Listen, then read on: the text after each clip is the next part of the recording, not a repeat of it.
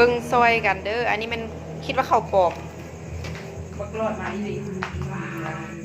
อัน ว่าบอกคำมันได้ ขอไปดูอันนี้มันเข้าปลอมเด้ออันนี้เด้อเอาน้ำตั้งเพราะว่าหุงไว้นะปกติถ้าเป็นข้าวปกติมันก็เป็นแบบนี้หุงเท่าใดมันก็ไม่เคยเป็นแบบนี้เลยอันนี้เป็นแป้งเป็นเละไปเลยเละเลย เป็นแบบแป้งเหนียวๆคือแป้งสิงคโปร์ถึกน้ำหรือว่าแป้งข้าวเหนียวข้าวเจ้าของเขาแหละ แล้วก็มีแปลว่าเม็ดโบซุกเป็นเม็ดขาวเป็นขาวอะไรอย่างเงี้ย แข็ง ได้เห็นว่าเป็นขาวๆสินี่มาแล้วกินนี่ก็คือข้าวโบซุกเลย แต่ว่าเละตุ้มเป๊ะ ๆเม็ดที่มันก็ซุกเป็นแบบนี้ จะเป็นแบบนี้แข็งๆนี่สิเลย ที่ข้างในที่เป็นขุ่นๆคือแป้งอะไรเด้ แต่บุ้งว่าก็เจ้าอย่างเห็ดเป็นอย่างสิแล้วสรุปข่อยก็ต้องได้ทิมเบิดเลยนี่หมอนี่เพราะว่าใส่บ่ได้เลยคันชิว่าหุงข้าวบ่เป็นกับบ่แม่นได้เพราะหุงข้าวขายอยู่ทุกมื้อนี่ทางในเห็นบ่หุงก็จะเป็นอย่างสิคือข้าวบ่สุกเลย อันนี้เป็นทางก้นมันอันนี้คนข้าวนี่จะเป็นแบบข้าวบ่สุกเลยดิกินเบิ่งก็แบบจังได๋ล่ะ มันคืออะไรกูนะ จังสิเลยถือข้าวปลอมเด้อเขาลอกเลียนแบบแล้วนี่นะ เบิ่งเลยเด้อพี่น้อง กานี่เด้อ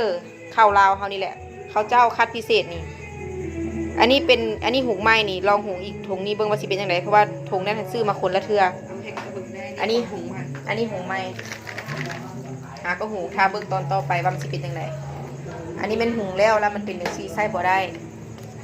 ยี่ห้อนี้ยี่ห้อกาพญานาคของลาวเฮา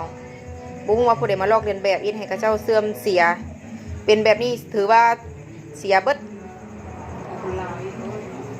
เป็นของคนลาวที่ว่ามีเกรดดีอีกต่างหากแต่ว่าถูกลอกเลียนแบบเอาดีๆเด้อตรวจสอบดีๆเด้อกาพญานาคเอ้ยเข้าลาวเฮาอย่าส่วนให้คนอื่นมาลอกเลียนแบบให้แล้วเขาบ่ให้เงินบ่ให้ของ นี่มันเป็นแบบนี้เบิ่งเอาเลยนี่จะเป็นแบบนี้เลยคิดว่าหลายคน บ่ได้ให้อนานเบิ่งสิบ่เชื่อนี่ ถ้าเป็นอันนี้เลยก็จะเป็นอย่างนี้เลยเห็นป่ะ เป็นแป้งนะนี่เป็น แป้งเลย แป้งนะ นะ หุงข้าวขายถุงมือบ่ได้เป็นจังซี่เด้อสำหรับบ่ ให้เบิ้งเลยมันเป็นแบบนี้เลย แล้วเบิ้งตัวมันบซุกเนาะเบิ้งคือมันบซุกแต่ว่ามันเละเบิ้งเอาเลยให้เบิ้งกินบ่ได้เลยแล้วก็จะเป็นแป้งแบบนี้จะเป็นแบบนี้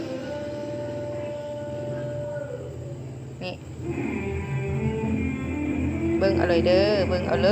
ยพี่น้องเอ้ยตรวจสอบนี่เด้อ เขาเสียคนนำ หรือว่าเสียชื่อเสียเสียงของกาพญานาคได้ให้เขามาลอกเลียนแบบจังซี่นะบ่ฮู้ว่าผู้ใดมาลอกเลียนแบบได้ขนาดนี้เท่านี้เด้อ